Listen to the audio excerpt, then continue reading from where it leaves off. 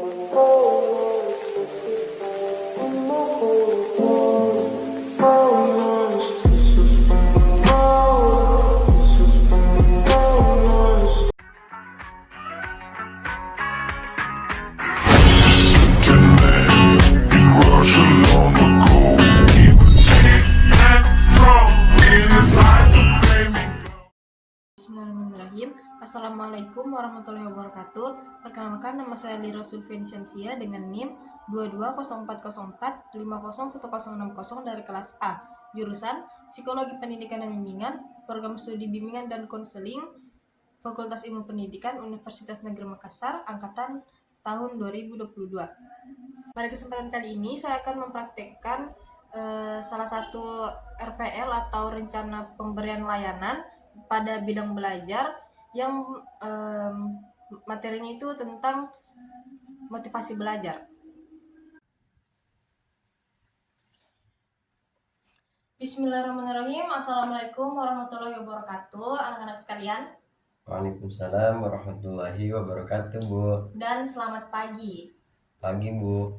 Nah, sebelum kita memulai kegiatan kita pada pagi hari ini, alangkah baiknya jika kita berdoa terlebih dahulu. Jadi mari kita berdoa menurut agama dan keyakinan kita masing-masing. Berdoa dimulai. Berdoa selesai. Nah, Ibu perkenalan diri dulu ya. Perkenalkan, nama Ibu Lira Sulfiani Syamsia, dan kalian bisa memanggil Ibu ini Ibu Lira. Nah, pada hari ini Ibu akan memberikan layanan klasikal di bidang belajar dengan topik rajin pangkal pandai, malas pangkal bodoh, yang dimana materinya ini akan membahas tentang bagaimana caranya meningkatkan motivasi belajar. Tujuan Ibu memberikan layanan ini adalah agar kalian mampu membentuk motivasi yang kuat dalam proses pembelajaran. Nah, langsung saja kita masuk ke definisi motivasi belajar. Apa sih motivasi belajar itu?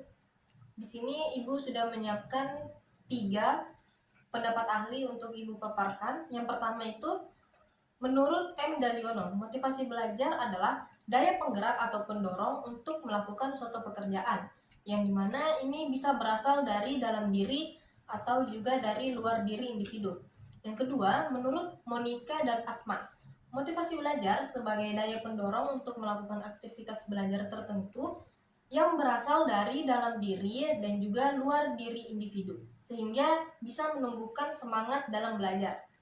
Nah, yang ketiga, menurut Sardiman, motivasi belajar merupakan semua hal dalam diri siswa yang menciptakan proses pembelajaran serta memastikan kesinambungan dari proses belajar dan menunjukkan arah pada kegiatan belajar mengajar yang pada akhirnya tujuan pembelajaran dapat dicapai. Berdasarkan semua pendapat yang telah Ibu paparkan tadi, dapat kita simpulkan bahwa motivasi belajar ini adalah keseluruhan daya penggerak yang berasal dari dalam diri individu ataupun dari luar diri individu untuk melakukan aktivitas belajar dengan maksud mencapai tujuan pembelajaran. Selanjutnya, fungsi motivasi belajar. Wina Sanjaya mengemukakan bahwa terdapat 2 fungsi motivasi dalam proses pembelajaran, yaitu yang pertama, mendorong siswa untuk beraktivitas. Perilaku setiap orang disebabkan karena adanya dorongan yang muncul dari dalam yang disebut dengan motivasi. Besar kecilnya semangat seseorang untuk bekerja sangat ditentukan oleh besar kecilnya motivasi orang tersebut. Nah, semangat siswa dalam menyelesaikan tugas yang diberikan oleh guru dengan tepat waktu dan ingin mendapatkan nilai yang baik itu karena siswa memiliki motivasi belajar yang tinggi. Selanjutnya, sebagai pengarah, tingkah laku yang ditunjukkan setiap individu pada dasarnya diarahkan untuk memenuhi kebutuhannya atau untuk mencapai tujuan yang telah dia tentukan. Nah, selanjutnya, faktor-faktor yang mempengaruhi motivasi belajar. Menurut Santrok, ada 2 faktor yang dapat mempengaruhi motivasi belajar siswa, yaitu yang pertama, motivasi intrinsik, yaitu motivasi internal untuk melakukan sesuatu demi sesuatu itu sendiri, atau demi tujuan itu sendiri. Misalnya, Siswa belajar menghadapi ujian karena dia senang pada mata pelajaran yang akan diujikan itu. Siswa termotivasi untuk belajar saat mereka diberikan pilihan, senang menghadapi tantangan yang sesuai dengan kemampuan mereka, dan mendapatkan imbalan yang mengandung nilai informasional, tetapi bukan dipakai untuk mengontrol. Misalnya, guru memberikan pujian kepada siswa.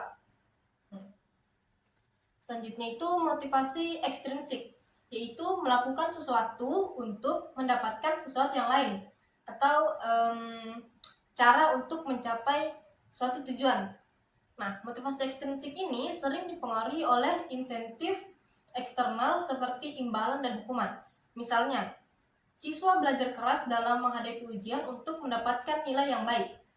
Maka terdapat disitulah terdapat kegunaan dari hadiah, yaitu sebagai insentif agar siswa ini mau mengerjakan tugas, di mana tujuannya adalah untuk mengontrol perilaku siswa dan mengandung juga informasi tentang penguasaan keahlian.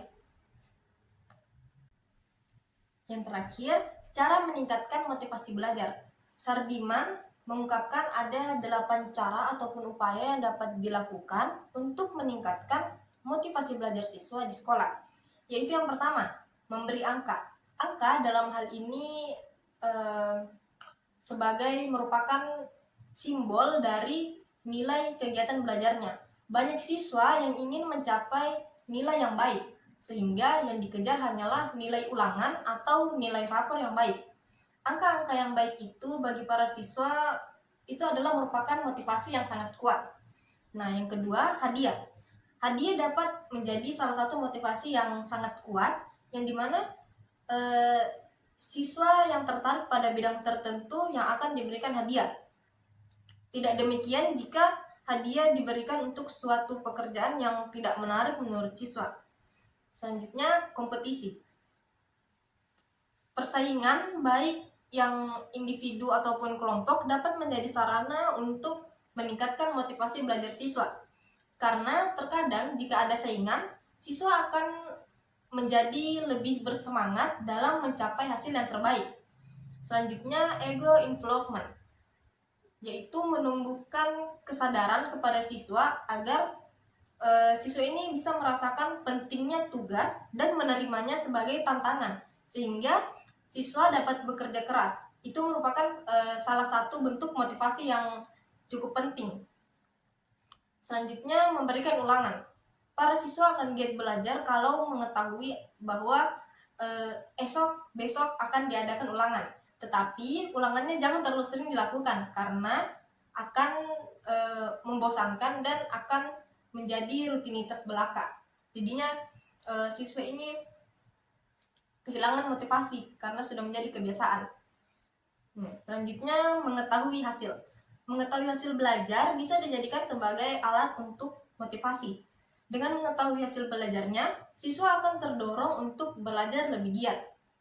Nah, selanjutnya, pujian. Apabila ada siswa yang berhasil menyelesaikan tugasnya dengan baik, maka mereka perlu diberikan pujian. Pujian adalah bentuk reinforcement yang sangat positif dan dapat memberikan motivasi yang baik juga bagi siswa. Dan yang terakhir, hukuman. Hukuman adalah bentuk reinforcement yang negatif, tetapi jika diberikan secara tepat dan bijaksana, maka hukuman ini bisa menjadi alat sebagai motivasi. Oleh karena itu, guru harus memahami prinsip-prinsip pemberian hukuman tersebut.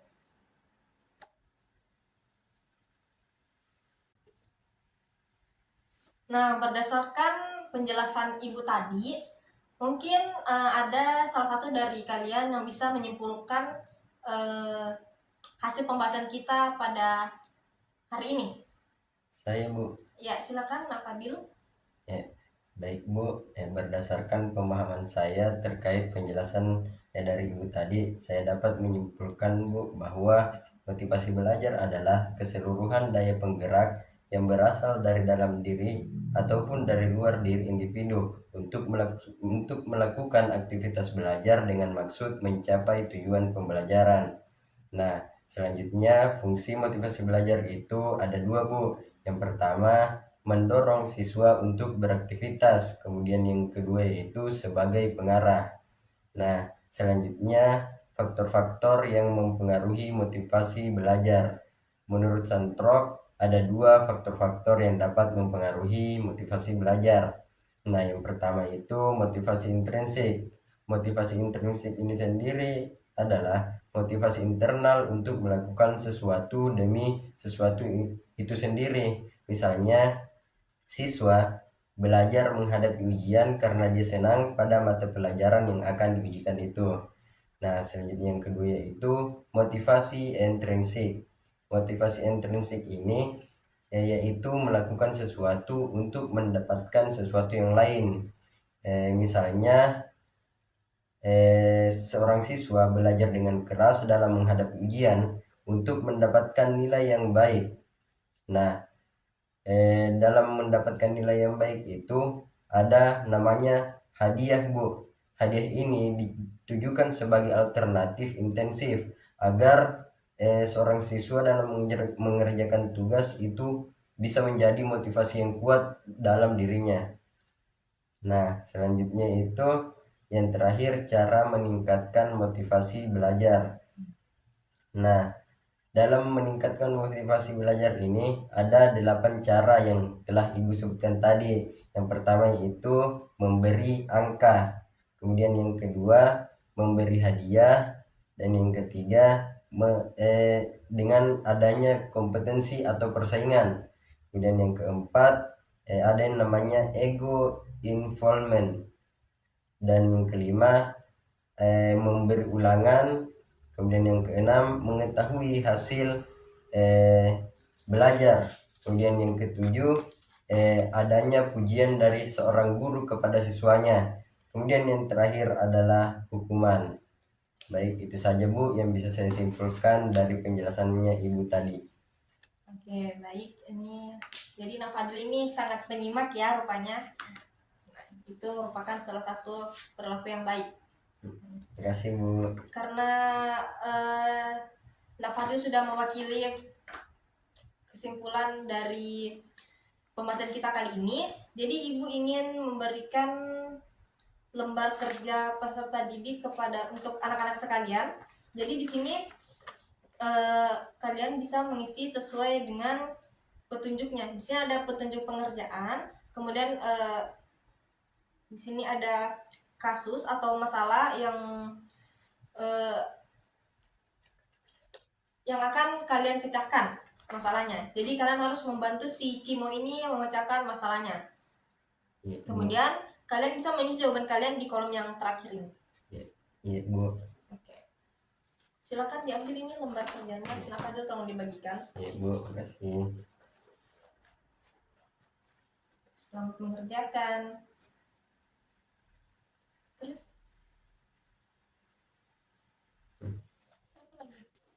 Oke, bagaimana anak-anak? Apa sudah selesai mengisi lembar kerjanya? Sudah Bu. Oke, baik. Mungkin bisa dikumpulkan, Nafadil. Iya Bu. Oke, terima kasih ya, Nafadil. Nah, sebelum Ibu mengakhiri pertemuan kita pada hari ini, Ibu akan memberikan beberapa teka-teki untuk kalian. Yang bisa menjawab semua teka-teki dengan benar, tidak, yang bisa menjawab 3 teka-teki dengan benar, Ibu akan memberikan hadiah ini. Oke, jadi kalian harus memperhatikan baik-baik soal yang Ibu berikan karena ini ada kemungkinan mengecoh. Iya Bu. Oke. Yang pertama, kalau ada angsa 5 dikali 2, berapa total semua angsa? 5 Bu. Ini siapa namanya? Nah, Arif. Arif. Nah Arif betul. Nah Arif dapat 1 poin ya. Ya Bu. Nah selanjutnya, benda mana yang lebih berat? Kapas 10 kilo atau besi 10 kilo? Besi Bu, 10 kilo. Siapa namanya? Nafadil. Nah Nafadil. Maaf, Nafadil salah. Ada yang lain? Jawaban yang lain? Saya Bu. Nah, siapa namanya? Nah Arif. Nah Arif lagi. Apa jawabannya Nah Arif? Saya lebih memilih kapas 10 kilo Bu. Nah, Jawabannya ini masih salah ya. Jadi siapa lagi yang lain yang bisa menjawab pertanyaannya? Ayo. Siapa? Saya Bu, Ya, siapa namanya? Nak Rahman. Oke, Narahmat, silakan. Apa jawabannya? Sama berat Bu, karena sama-sama 10 kilo. Betul. Narahmat juga Oleh. dapat 1 poin ya. Kemudian, soal yang ketiga.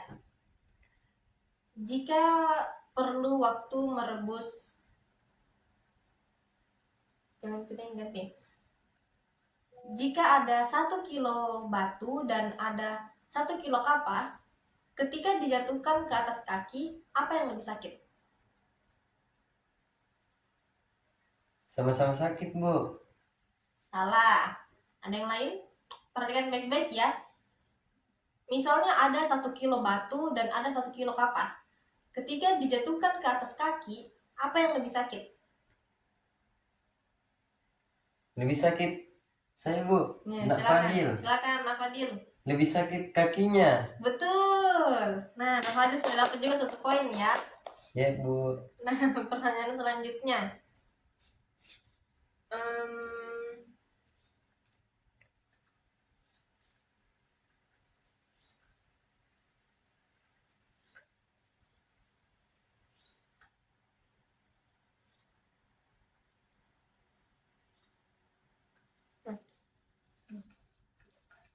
Jika ada 10 pejuang Indonesia yang berperang, lalu ada 1 orang yang gugur, maka berapa orang yang akan kembali ke markas?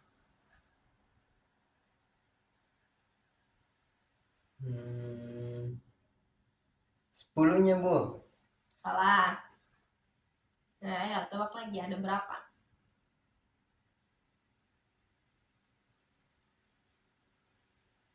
Ayo. 1 Bu. Salah. Ayo lagi, yang lain. Berapa jawabannya? 9. Salah. Coba perhatikan baik-baik, nah. Jika ada 10 pejuang Indonesia yang berperang, lalu ada 1 orang yang gugur, maka ada berapa orang yang akan kembali ke markas? Tidak ada Bu. Salah. Menyerah? Menyerah. Baik, jawabannya itu 1009. Karena kalau mati 1 kan tumbuh 1000.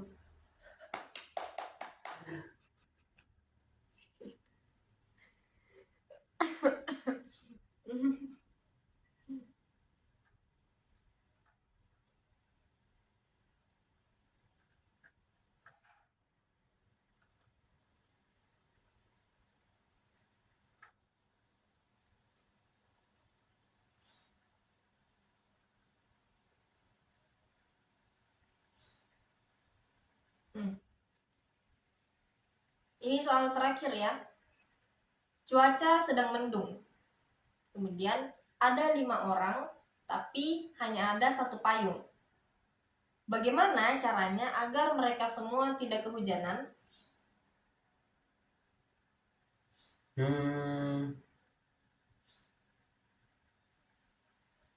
Berteduh Bu. Salah. Tidak ada yang kehujanan Bu, kan masih mendung. Nah, betul. Nah, siapa Nak namanya? Fadil Bu. Nah, itu tadi soal yang terakhir, dan berhubung karena Nafadil menjawab 2 teka-teki, jadi Nafadil yang menang mendapatkan hadiah ini. Makasih Bu. Ya, sama-sama.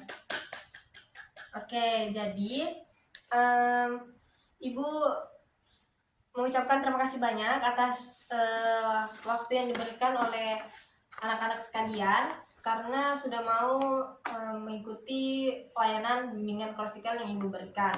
Kemudian sebelum Ibu mengakhiri pertemuan kita pada hari ini, alangkah baiknya kita berdoa setelah belajar, boleh? Boleh Bu. Oke, baik. Berdoa dimulai.